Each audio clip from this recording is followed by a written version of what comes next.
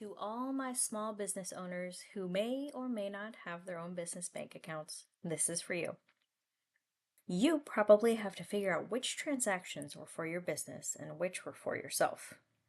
And that's a nightmare you don't need when it's tax time. There's no way you can remember what each and every transaction was for. So in this video, I'll show you how to automatically separate your transactions so you don't have to figure it out every time. This uses Excel Automate, so no macro knowledge needed. And here is what we're getting at the end. Our transaction report now has a new column telling us whether it's business or personal. Everything gets clearly separated, and anything that's unclear gets flagged. Remember, if you want a copy of my script, you can download it for free from my website.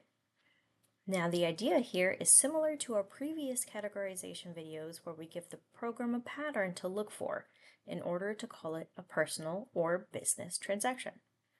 So first, we need to decide what gets counted as a business transaction. Maybe it's based on certain names or transaction types. Then the automation reads your rules and applies it to each transaction, creating a new transaction type column.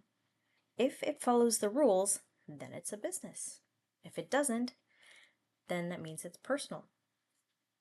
If it almost matches, but not exactly, then it's going to be flagged for review. Now let's go ahead and run it.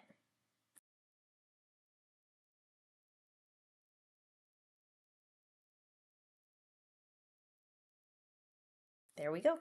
Instead of spending time guessing, it's already sorted for you, saving you from having to remember what every transaction was for. Now it's much easier for you to track your finances, or, like in our last video, create a profit dashboard for yourself.